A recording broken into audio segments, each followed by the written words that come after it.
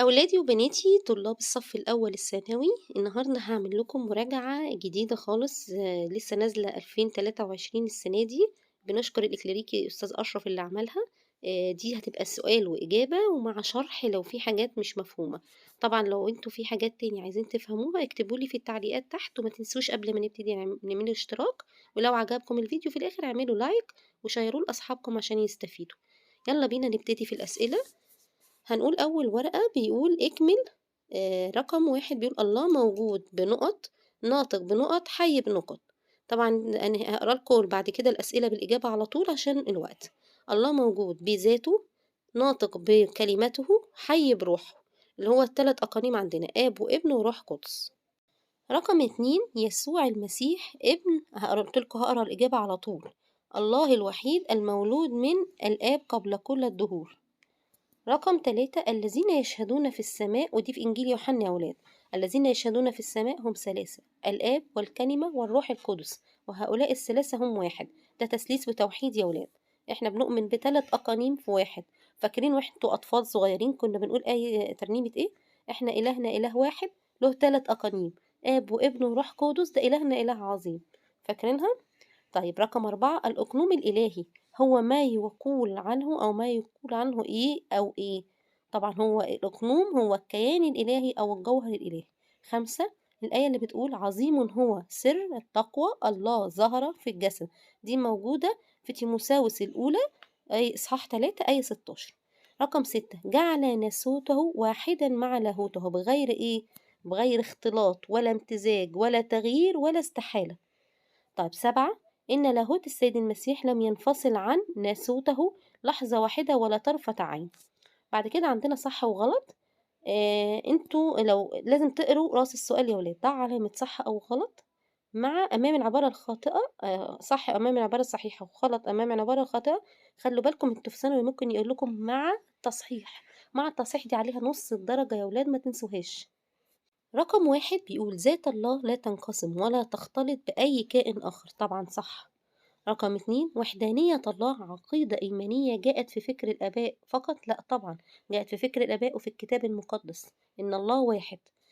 رقم 3 وحدانية الله جاءت في الكتاب المقدس بعهديه، طبعا في العهد القديم والجديد. رقم 4 العهد القديم لا يذكر شيئا عن التثليث، لا طبعا ذكر كتير جدا، ومنهم آية بتقول إيه؟ لما ربنا خلق آدم بيقول نصنع الإنسان كصورتنا وشبهنا. هي هنا بيقول التثليث واحد. تمام. طيب رقم 5 ظهر الأقانيم الثلاثة أثناء معمودية المسيح، طبعا صح.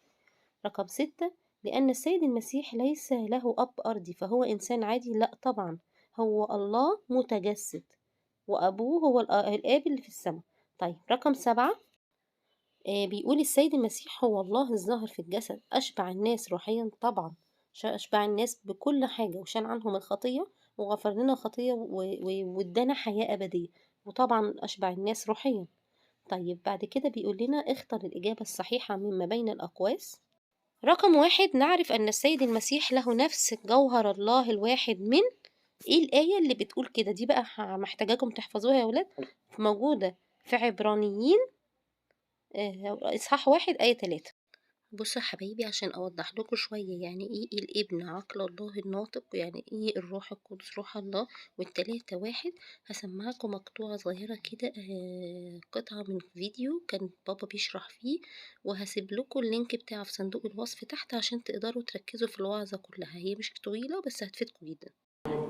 الآب له عقل، وعقل الآب هو الابن،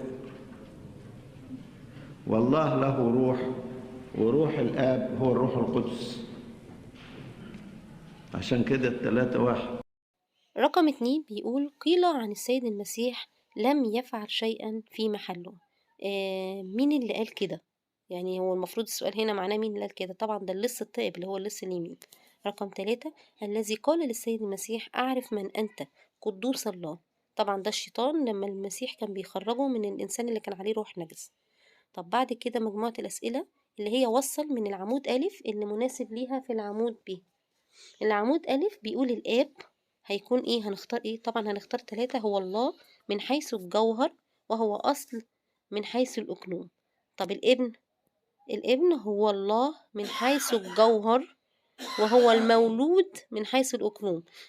طب رقم 3، الروح القدس هو الله من حيث الجوهر، وهو المنبثق من حيث الإكنوم. طبعا انتوا هتقولوا لي اشرحي لي يا ميس، هقول لكم حاضر لحظة هشرحها لكم يا ولاد، بس هقول لكم كده مثالين وبعديها هقول لكم معناه ايه. لو احنا شفنا الشمس ليها قرص، القرص بتاعها نفسه والنور والحرارة. اقدر اقول انا شايف نور الشمس بس الشمس مش موجودة، او اقدر اشوف اقول انا حاسس بحرارة الشمس بس الشمس مش موجودة. ما ينفعش، الشمس كيان واحد. طب ممكن ناخد مثلا النار كمان، النار نفسها ليها لهب اللي هو بتتلسع لو حطيت ايدك عليه، وليها نور بتشوفه، وليها حرارة بتحس بيها. لكن اقدر اقول واحدة فيهم مش موجودين؟ لا طبعا ما ينفعش. برضو الإنسان يا ولاد، الإنسان في جسم وعقل وروح. هل ينفع أقول الإنسان إنسان لوحده ما فيهوش الجسم، أو ينفع أقول عقل الإنسان مش ماشي لوحده، الإنسان مش موجود، أو ينفع أقول روح الإنسان ماشية لوحدها؟ لا طبعا، الإنسان بعقله بروحه كيان واحد. إحنا كده الأقنوم، الآب والابن والروح القدس هو الله واحد. عشان كده كمان في رسم الصليب بنقول ايه؟ باسم الآب والابن والروح القدس، ما بنقولش بأسماء، وفي الآخر بنقول إله واحد. القديس يوحنا قال الذين يشهدون في السماء هم ثلاثة، الآب والكلمة والروح القدس، وهؤلاء الثلاثة هم واحد. احنا في قانون الإيمان بنقول بالحقيقة نؤمن بإله واحد. بص يا ولاد، دي كمان سر محدش يقدر يقوله غير بالروح القدس. طيب السؤال اللي بعد كده بيقول ما أهمية محاسبة النفس؟ أهمية محاسبة النفس إن الإنسان بيعرف نفسه وبيصوم وبيصلي. يعني محاسبة النفس بتقود الإنسان للحاجات دي. حساب الضمير، الاتضاع. ايه تاني اللي بتعمله محاسبة النفس؟ بتعمل للإنسان سلام، يقظة قلب. طيب السؤال اللي بعد كده ايه أهمية القراءة الروحية؟ الإنسان لما يقرأ كل يوم قراءة روحية بيعمل ايه؟ بتجمع العقل من تشتته، وهي مرآة سليمة للإنسان، ميزان بيدينه وزن لتصرفاته. كل ما هيقرأ كل ما هيفهم أكتر. بيجد فيها الإنسان مادة لمحاسبة النفس والصلاة، مادة للتأمل، ومرشد للإنسان في طريقه. زي ما قلت لكم بيعرفه إزاي يعمل إيه ويفهم أكتر. هي دي القرايات الروحية. طيب ناخد مجموعة أسئلة تانية يا ولاد، وما تنسوش لو مشتركتوش تعملوا اشتراك وتفعلوا الجرس عشان يوصل لكم كل المراجعات. المجموعة اللي جاية اكمل، هقرا السؤال على طول بالإجابة. رقم 1، في البدء كان الكلمة والكلمة كان عند الله وكان الكلمة الله. ده في إنجيل يوحنا صحاح 1 آية 1. رقم 2، الله لم يراه أحد قط، الابن الوحيد الذي في حضن الآب هو خبر. دي موجودة في يوحنا 1 آية 18. رقم 3 بيقول التجسد الإلهي، يعني تجسد في جسد إنساني، والتأنس أخذ الطبيعة الإنسانية كلها، أي أن التجسد يعني أن الله اتخذ جسدا. تمام يا ولاد؟ تجسد يعني أخذ جسد إنسان، تأنس يعني أخذ الطبيعة الإنسانية. طيب رقم 4 بيقول الفداء، يعني فداء الله للإنسان هو قبول ابنه حكم الموت نيابة أو بدلا من الإنسان الذي أخطأ. تمام يا ولاد؟ الفداء ده معناه. رقم 5 بيقول يقول الرب يسوع من يأكل جسدي ويشرب دمي فله حياة أبدية. رقم 6 بيقول أخذ السيد المسيح أو الرب يسوع خبزا وخمرا وبارك وأعطى التلاميذ وقال هذا هو جسدي وهذا هو دمي. رقم 7 من رموز سر الإفخارستيا في العهد القديم تقديمة ملكي صادق وخروف الفصح والمن وذبيحة السلام. رقم 8 بقى يا ولاد، يقول بولس الرسول كأس البركة التي نبارك أليست هي شركة دم المسيح؟ الخبز الذي نكسره أليس هو الشركة جسد المسيح؟ رقم 9 سر الإفخارستيا فيه يتناول المؤمنون جسد السيد المسيح ودمه الأقدسين تحت شكل خبز ونبيت. طيب ايه تاني يا ولاد؟ يلا نركز. هناخد صح وغلط، وخلوا بالكم مرة تانية، بصوا كل ما هنيجي ناخد صح وغلط هفكركم. لو قال لكم مع التصحيح بيبقى عليها نص الإجابة. احنا الحمد لله كل الأسئلة اللي هنقولها اللي جاية دي كلها صح.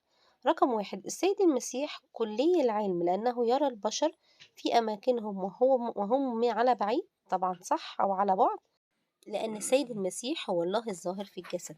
لذا صلى إليه القديس استفانوس لما كان بيترجم يا ولاد، لما قال يا أبتاه اغفر لهم لأنهم لا يعلمون ماذا يفعلون، كان بيصلي له طبعا. رقم 3، السيد المسيح له المجد لاهوت متحد بناسوت اتحاد كامل أقنوميا، طبعا صح. 4، الكتاب المقدس يبرهن لنا على الطبيعة الوحيدة للرب يسوع، طبعا في العهد القديم والجديد. 5، ناسوت السيد المسيح واحد مع لاهوته بغير اختلاط ولا امتزاج ولا تغيير ولا استحالة. بعد كده عندنا اختر الإجابة الصحيحة من بين الأقواس. هقول على طول السؤال بالاختيار يا ولاد. كون أن الرب يسوع هو الخالق هذا يؤكد أن له أعمال الإلهية. طيب رقم 2 نقط، هو انفصال الروح عن الجسد، طبعا هو الموت الجسدي. أمال إيه هو فقدان الإنسان مركزه كابن أو كابن الله؟ طبعا ده الموت الأدبي. الموت الأدبي هو أن يفقد الإنسان مركزه كابن الله. رقم 3 احنا قلناها لما يفقد مكانه كابن الله يبقى ده موت أبدي أو أدبي. طب لما ينفصل الإنسان عن الله موت روحي. طب لما لما يهلك في جهنم ده إيه؟ ده موت أبدي. يبقى الأدبي إنه يفقد مركزه كابن الله، لكن أبدي إنه يموت في جهنم ويبعد عن ربنا للأبد. طب مجموعة الأسئلة اللي بعد كده إيه؟ زي ما متعودين في الإجابات اللي قبل كده، وصل العمود ألف ما يناسبه في العمود ب. من شروط التوبة هنختار على طول إنها تكون سريعة. طب من أساسيات التوبة هنختار الإيمان بدم الرب يسوع. طيب رقم اللي بعد كده، من معوقات التوبة إيه اللي بيعوق التوبة؟ الإهمال في القانون الروحي وكثرة المشغوليات. طب من علاقات التوبة أو من علامات التوبة إيه اللي يقول إن دي توبة؟ طبعا هيكون إيه، هنختار إيه يا ولاد؟ إنها تمحو اسم الإنسان أو يعني بتبين اشتياقه الأبدي وبتنميه. طيب بعد كده بيقول ما المقصود بالتدريب الروحي؟ هسيبكم تقروها، هي الأسئلة المقالية دي، وإيه ما هي مواصفات الفادي؟ مواصفات الفادي دي يا ولاد محتاجة شرح شوية. اللي هيموت أو اللي هيفدي الإنسان لازم يكون إنسان، لازم يكون إنسان بيموت، يكون قابل للموت، ده تاني شرط. إنه يقبل الموت بإرادته، هو اللي يقول أنا هموت بدل الإنسان، ودي طبعا ما يقدرش إنسان عادي يعملها مولود من أب وأم. إنه يكون بلا خطية، لأنه لو بالخطية طب ولازمتها إيه؟ ما هو هيكون عايز حد يفديه. إنه يكون غير محدود، يعني ملوش حدود. وإنه يكون كمان قادر على غلبة الموت، هو اللي يقوم مش حد يقومه. تمام يا ولاد، ولازم يكون غير محدود عشان يغلب الموت. طيب إيه احنا كده قلناها. طب ما المقصود بالصوم؟ السؤال اللي بعد كده، الصوم ليس فرضا موضوعا، الصوم مش حرمان. تمام، الصوم مش انقطاع عن الوقت، الصوم هو ذبيحة حب. ورقة المراجعة اللي عندنا بعد كده نكمل. هل عذراء تحبل وتلد ابنا وتدعو اسمه عمانوئيل الذي تفسيره الله معنا؟ رقم 2، فلذلك أيضا القدوس المولود منك يدعى ابن الله. 3، السلام لك أيتها الممتلئة نعمة، الرب معك مباركة أنت في النساء. رقم 4، قالت أليصابات فمن أين لي هذا أن تأتي أم رب إلي؟ رقم 5، العذراء مريم والدة الإله سيوتوكوس يعني والدة الإله يا ولاد. أنا كملتها لكم، والدة الله الكلمة. رقم 6، محاسبة النفس هي جلسة هادئة منفردة مع الله من أجل الدخول إلى أعماق النفس.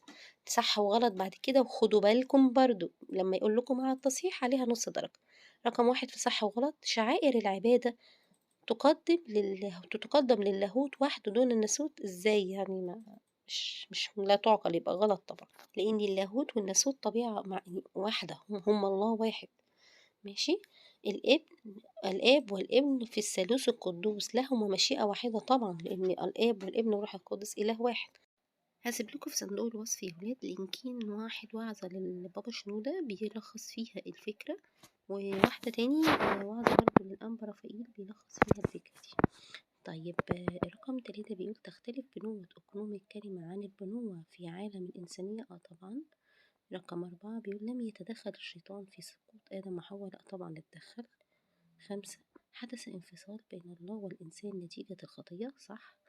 ورثت البشرية حكم الموت نتيجة لخطية آدم وحواء، طبعا. يصلح الملاك لإنقاذ الإنسان من حكم الموت، لأ غلط طبعا، لأن الملاك ملوش جسد والملاك محدود. لأن من شروط الفادي إنه يكون غير محدود ويكون بيموت، الملاك محدود والملاك ما بيموتش. طيب بعد كده بيقول لنا اختار من بين الأقواس، هقول لكم بالإجابة على طول. رقم 1 سر الإفخارستيا فيه يتناول المؤمن جسد رسالة المسيح ودمه الأقدسين. رقم 2 طبيعة واحدة المقصود بها طبيعة الكلمة المتجسد، الله المتجسد. رقم 3 المولود من السيدة العذراء إله متجسد. رقم 4 السيد المسيح يجمع بين كونه ابن الإنسان وابن الله، مما يدل على الطبيعة الواحدة في لله الكلمة المتجسد. طيب بعد كده اختار من العمود الألف ما يناسبه للعمود ب. من القائل فيه كانت الحياة والحياة كانت نور الناس؟ طبعا اللي قال ده القديس يوحنا الحبيب في إنجيله في الإصحاح الأول. من القائل إنه ولد لكم اليوم في مدينة داود مخلص هو المسيح الرب؟ طبعا هنسمعها في قداس العيد اللي قرب خلاص كمان كام يوم. اللي قال ده الملاك. وتاني حاجة من القائل هل عذراء تحبل وتلد ابنا وتدعو اسمه عمانوئيل؟ ده اللي قالها إشعياء النبي في العهد القديم، وده كان دليل أو نبوءة عن التجسد. عشان اللي يقولك إيه اللي بيدل في العهد القديم على التجسد، هو أول حاجة النبوءة إشعياء النبي. طيب ناخد الأسئلة اللي بعد كده. معنى الوحي. الوحي بيتلخص في النقط الآتية هنعرفها، هي 3 نقط. عرف الإنسان بأمور لم تستطع المصادر الطبيعية أن تصل إليها وحدها، مثل عقيدة التثليث والتوحيد والتجسد والفداء، ما كانش هيقدر الإنسان يوصل لهم لوحده لو مفيش وحي إلهي. رقم 2 أكد الوحي للإنسان ما أرشدته إليه المصادر الطبيعية من معرفة صحيحة. رقم 3 وضح للإنسان الشريعة الدينية والأدبية اللي أرشدته إلى كيفية التعامل مع الله والإنسان. لو الوحي ما كانش ادانا الكتاب المقدس ما كناش هنعرف كل الحاجات دي، ولا كنا هنعرف نتعامل إزاي، لأنه صوت الله هو الوحي. طيب بيطلب منكم بعد كده يجي سؤال مقالي يقولك ما خطورة الخطية وعدم التوبة؟ الخطية تدمر الروح الإنسانية، الخطية تدمر الذهن، الخطية تدمر النفس، الخطية تدمر الجسد، والخطية تدمر العلاقات الإنسانية. طيب ما مفهوم الاعتراف؟ هو أحد أسرار الكنيسة السبعة، له جذور في العهد القديم ولكنه أصبح في العهد الجديد من أعمال الآباء الرسل وخلفتهم أو خلفائهم اللي هو الآباء الكهنة. يقر فيه المعترف بخطاياه ويأخذ الحل والغفران من لسان الكاهن. طيب في أسئلة تاني؟ في فعلا أسئلة تاني. اكمل هنا وهقول لكم السؤال بالإجابة على طول. محاسبة النفس تقود الإنسان إلى الصلاة التوبة. لما الإنسان يقعد يحاسب نفسه يا ولاد لو مش عارفين تحفظوا بيؤدي لإيه؟ بيقود الإنسان للتوبة والصلاة، التدقيق، الاتضاع، حساب الضمير، يقظة القلب. طب تهدف القراءات الروحية إلى إقامة أو إلى إلهاب الروح بمحبة الله. رقم 3 مصادر القراءات الروحية في الكتاب المقدس بعديه أقوال الآباء سير القديسين. رقم 4 التدريبات الروحية هي تحويل القراءات، برافو، تحويل القراءات الروحية من مجرد أقوال للمعرفة في سلوك حياتي ليصير طبعا للإنسان. طيب يلا نصحصح من مصادر التدريبات الروحية. طيب إيه اللي ممكن تستخدمه في التدريبات الروحية في الكتاب المقدس؟ محاسبة النفس، سير القديسين، في كمان الممارسات في الكنيسة يا ولاد، في الفضائل الاجتماعية العامة، دي كلها مصادر التدريب ممكن تستخدموها التدريب الروحي. طيب رقم 7 بيقول اعملوا لا للطعام البائد بل للطعام الباقي للحياة الأبدية التي أعطيكم. أنا قريتها لكم بالإجابة على طول يا ولاد. بعد كده هناخد صح وغلط، وبرضه للمرة المليون بقول لكم لو في مع التصحيح عليه نص درجة. من بركات الفداء المصالحة مع الآب، صح. رقم 2 أمر الله بهلاك الإنسان الأول بعد مخالفته للوصية، لا غلط طبعا. وعده بالخلاص. رقم 3 الموت الأدبي عقوبة تعني الموت الأبدي؟ لا، الموت الأدبي هو الانفصال عن الله. الموت الأبدي هو الموت في جهنم والعقاب. عبر الله عن ذاته بوسائل كثيرة سواء في عصر الكتابة أو عصور ما قبل الكتابة، صح. رقم 5 أن الرسل نشروا الإنجيل بنفس أسلوب التلمذة دون وجود كتاب مكتوب، صح.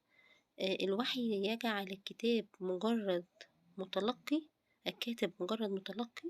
لا طبعا، الوحي بيحيله يكتب بأسلوبه. مش يا ولاد؟ هنقول اختار الإجابة الصحيحة. تعبير ابن الإنسان يدل على الطبيعة الواحدة التي للكلمة المتجسد، التي لله الكلمة المتجسد. 2 انتظرت نفسي الرب من محرس الصبح إلى الليل، من محرس الصبح فلينتظر إسرائيل الرب. رقم 3 التناول هو الخبز الحي، حياة العالم، عهد مع الله، ولا كل ما سبق؟ طبعا كل ما سبق. بعد كده عندنا من العمود ألف ما يناسبه من عمود ب، بنقول التناول هو يهبنا الحياة الأبدية، طبعا هنختار رقم 3. بعد كده الاعتراف هنقول فيه ننال الحل والمغفرة من الله على لسان الكاهن. بعد كده التوبة هي رجوع إلى الله. هسيبكم تقروا ايه هي معوقات التوبة، وهسيبكم تقروا ايه المقصود بمحاسبة النفس. محاسبة النفس دي قررت كذا مرة يا ولاد. ومعوقات التوبة ده السؤال المقالي برضو قروه عشان ما اطولش عليكم الفيديو. وقفوا الفيديو وقروه. وانتوا بتقروه ما تنسوش تعملوا اشتراك في العلامة الحمراء اللي جنب اسم الفيديو وتفعلوا الجرس وشيروا الفيديو عشان المراجعات الدين قليلة على النت فتقدر توصل للكل. ولو في تعليق اكتبوهولي في الكومنتات وانا هقراها واجاوب له عليكم. طيب ناخد المجموعة الأسئلة اللي بعد كده يلا. هتكون إكمال على الدرس اللي بعده أو الوحدة اللي بعدها أو المراجعة الشاملة عموما. رقم 1 بيقولوا أما هذا الجنس فلا يخرج إلا بالصلاة والصوم. رقم 2 بيقول الصلاة تعطي الإنسان قوة التوبة وتشعل محبة الله والنصرة على الشيطان. رقم 3 الصوم يضبط النفس ويقوي الروح ويساعد على ممارسة التوبة ومعين في الضيقات. طيب ده الصوم. السؤال اللي بعد كده رقم 4 من يأكل جسدي ويشرب دمي فله حياة أبدية وأنا أقيمه في اليوم الأخير. رقم 5 ودم يسوع المسيح ابنه يطهر من كل خطية. رقم 6 الخطية تدمر الروح والجسد والذهن والنفس والعلاقات الإنسانية أيضا. رقم 7 من أساسيات التوبة الإيمان بدم مرساد المسيح والتطلع إلى محبة الخطاة. ندخل بسرعة على صح وغلط. معلش أنا بجري في الأسئلة شوية يا ولاد عشان الفيديو ما يطولش. الوحي لجميع الناس وليس لناس معينين؟ لا طبعا الوحي للي كتبوا الكتاب المقدس بس وللي ربنا عايز يوصل لهم رسالة. الوحي يشمل كل الكتاب المقدس طبعا، مفيش حرف مش موحى به من الله. ولدت السيدة العذراء، ولدت السيدة العذراء إلها وإنسانا؟ لا طبعا ولدت إله متجسد. الرب يسوع المسيح أخذ جسدا. ماشي. طيب بعد كده بيقول رقم 5 ولد السيد المسيح الإله المتجسد، صح زي ما قلنا دلوقتي. 6 قامت الطبيعة البشرية وحدها بعملية الفداء؟ لا غلط طبعا. الله نفسه هو اللي اتجسد عشان يقوم بطبيعة اللاهوت والناسوت. كانوا مع بعض في اتحاد بغير اختلاط ولا امتزاج ولا تغيير، وتمت قام السيد المسيح بعملية الفداء عشان يفدي البشرية. بعد كده اختار من بين الأقواس من رموز سر الإفخارستيا في العهد القديم. تقدمة ملك صادق، خروف الفصح، المن، ذبيحة السلام. السؤال اللي بعد كده محاسبة النفس بتؤدي إلى الصلح مع الله. لازم تكونوا باصين يا ولاد للمراجعة في الفيديو وأنا بقراه لكم عشان أنا بقول الإجابة على طول. النقطة الأخيرة في الصعب في اختار من بين الأقواس، الخطية تدمر طبعا الروح والذهن والنفس والجسد والعلاقات الإنسانية كل حاجة. ماشي. طيب عندنا نوعية أسئلة بعد كده إيه هتكون اختار من العمود ألف ما يناسبه العمود ب. بيقولك محاسبة النفس هتعمل إيه؟ هي جلسة هادئة منفردة مع الله. طيب والقراءات الروحية هي تهدف إلى إلهاب الروح بمحبة الله. أمال التدريبات الروحية غير القراءات الروحية. قراءات أنت بتقرأ، تدريبات أنت بتعمل بتجعل الإنسان يرتقي في أسلوبه. هسيبكم تقروا الأسئلة المقالية عشان ما اطولش عليكم برضو. وقفوا الفيديو وقروها اللي هو المقصود بالتوبة وايه هي أساسيات التوبة وايه هي فعالية الصوم. دي كلها حاجات سهلة ان كنتوا تقروها لوحديكم. نخش على الأسئلة اللي بعد كده. اكمل. التناول يمنحنا غفران الخطايا وينمينا في ايه؟ في النعمة والحياة مع السيد المسيح ويثبتنا في الرب. رقم 2 التناول يدخلنا في عهد مع الله ويؤهلنا لشركة الجسد الواحد. رقم 3 ثق أن كل خطية اعترفت بها قد غفرت أو قد غفرها لك الله. من الأعماق صرخت إليك يا رب يا رب اسمع صوتي، لتكن أذناك مصغيتان إلى صوت تضرعي. الخواص الإقنومية هي خواص التي تميز كل أقنوم عن الآخر. طيب الخواص الجوهرية هي الخواص الموجودة في كل أقنوم من الأقانيم الثلاثة. ده علامة صح وغلط، وتقروا راس السؤال للآخر لو مع التصحيح بتكتبوا التصحيح. شوفوا قلنا المرة كم. رقم 1 السيدة العذراء لها ابنان الواحد منها إله والواحد منهم إنسان، طبعا غلط، ودي كانت هرطقة والكنيسة وقفت لها. رقم 2، رغم أن الميلاد كان في الزمن إلا أن السيد المسيح كائن بلاهوته منذ الأزل طبعا. وأحد الأدلة عشان ما أطولش عليكم إن الله قال إيه لما خلق الإنسان: نصنع الإنسان كصورتنا وشبهنا. هنا كان بيتكلم عن الثالوث. طيب رقم 3، الابن له كمال ألوهية الآب ونفس جوهره، صح. 4، طبيعة الله الكلمة المتجسد هي التي قامت بالفداء طبعا. رقم 5، السيد المسيح هو لاهوت كامل متحد بناسوت كامل، صح. رقم 6، خطايا الفكر لا تحتسب خطية، لا، كل خطية تحتسب خطية. بعد كده اختار من بين الأقواس، بصوا كويس على الفيديو وأنا عمالة أقراه لكم عشان أنا بقول الإجابة على طول. رقم 1، المقصود بالقراءات الروحية هي القراءات التي تهدف إلى إلهاب الروح بمحبة الله. أنا قريتها بصيغة سؤال بس هي اختار يا ولاد. رقم 2، من أسس التدريب الروحي وخصائصه التدرج.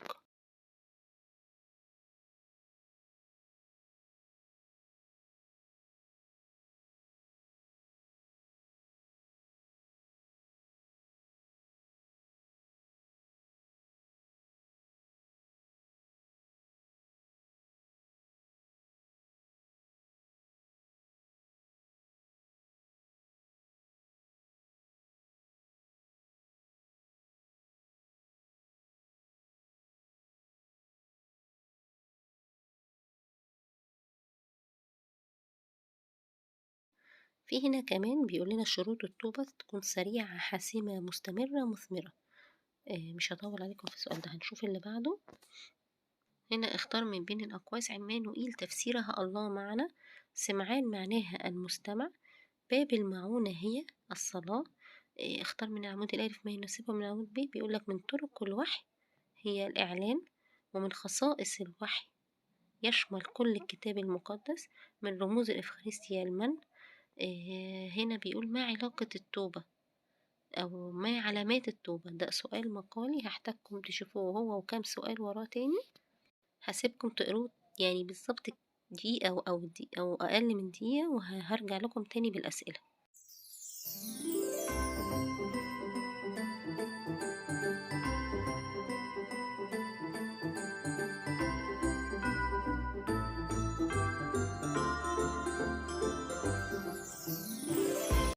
نرجع لباقي أسئلة المنهج يا ولاد. اكمل. الذي رآني فقد رأى الآب.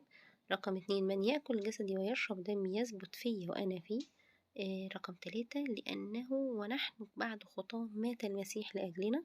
4، الآن يا سيد تطلق عبدك بسلام حسب قولك لأن عيني قد أبصرت خلاصك. رقم 5، المسيح افتدانا من لعنة الناموس إذ صار لعنة لأجلنا.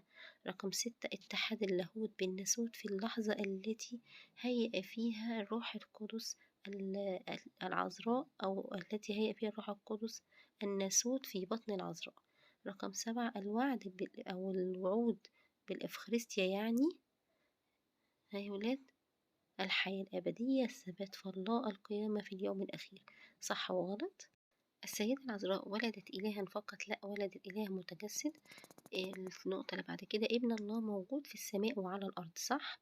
رقم 3، التجسد يتعارض مع طبيعة الله، غلط. تعبير ابن الإنسان يدل على الطبيعة الإنسانية وحدها لله الكلم المتجسد، غلط. الأسئلة اللي بعد كده، محاسبة، اختار من بين الأقواس. محاسبة النفس تقود الإنسان إلى التوبة. رقم 2، أم يسوع عذراء طبعا قبل الميلاد وأثناء الميلاد وبعد الميلاد. رقم 3، مباركة أنت في النساء ومباركة هي ثمرة بطنك. طبعا معلش يا ولاد لو أنا بجري في الأسئلة ممكن انتوا ترجعوا الفيديو لو في سؤال مش فاهمين، بس عشان احنا معديين النص ساعة في المراجعة. هنقول هنا اختار من العمود ألف ما يناسبه للعمود ب. من القائل فمن أجل تحننه ومحبته للبشر أخذ شكلنا وخضع نفسه للآلام، أخضع نفسه للآلام. ده مين ده اللي قالها؟ اللي قالها القديس كورولوس الكبير. طب من القائل الكلمة صار جسدا خصيصا لكي يتمكن أن يتذوق الموت بهذا الجسد؟ اللي قالها طبعا القديس أثناسيوس الرسول حامي الإيمان. من القائل ولكن لما جاء ملء الزمان أرسل الله ابنه مولودا من امرأة مولودا تحت الناموس؟ ده اللي قال كده القديس بولس الرسول.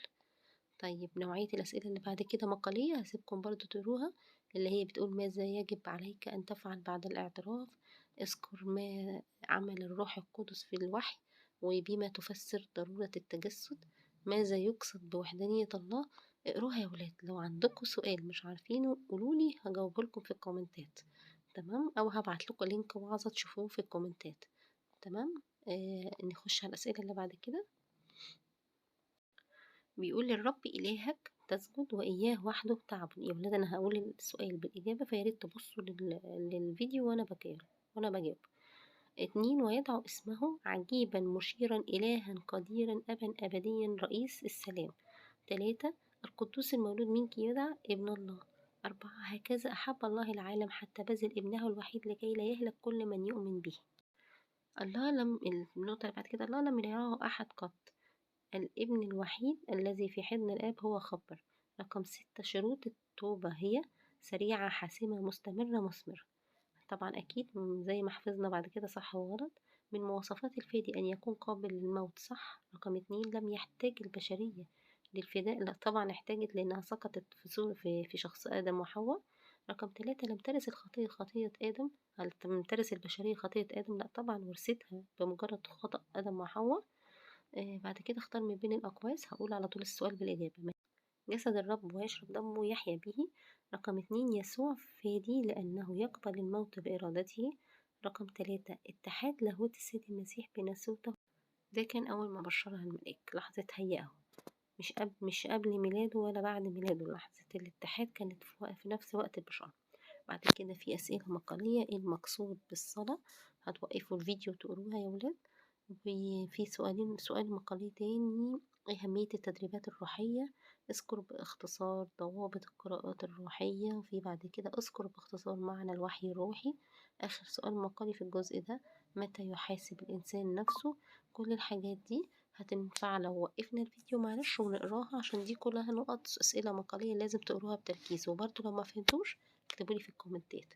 طبعا ما تنسوش الاشتراك يا ولاد وتفعيل الجرس عشان كل المراجعات بتاعت سنكم المرحلة بتاعتكم توصل لكم، وشيروها لأصحابكم عشان اللي بيدور على مراجعة الدين يلاقيها. طيب تعالوا ناخد الأسئلة اللي بعد كده، احنا قربنا نخلص خلاص معلش. طلعت مش أسئلة يا ولاد طلعت المحفوظات بتاعتكم، هقراها لكم عشان تسمعوها لو انتم مش قادرين تقروا خلاص تعبتوا، ولا أقول لكم أنا هسمعها لكم ملحنة أكتر وتسمعوها.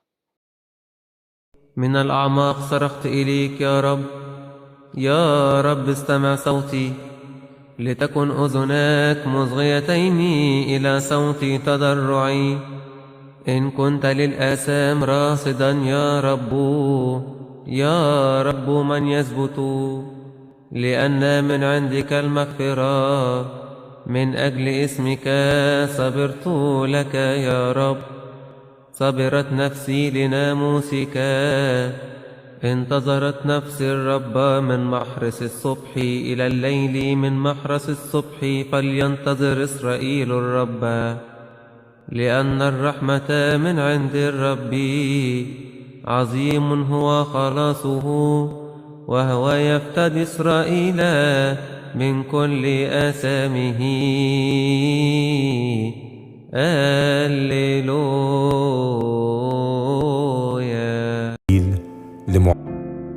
وإذا إنسان كان بأورشليم اسمه سمعان، وهذا الإنسان كان بارا تقيا متوقعا تعزية إسرائيل، والروح القدس كان عليه، وكان قد أعلم بوحي من الروح القدس أنه لا يرى الموت قبل أن يعاين المسيح الرب.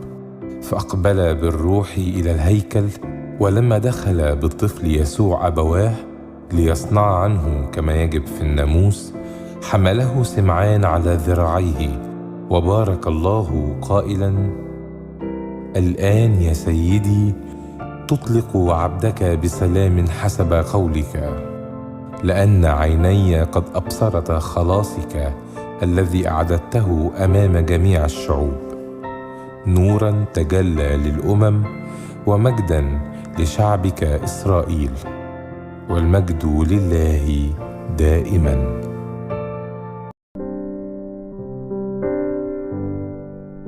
هوذا أنا عتيد أن أقف أمام الديان العادل مرعوبا ومرتعبا من كثرة ذنوبي، لأن العمر المنقضي في الملاهي يستوجب الدينونة.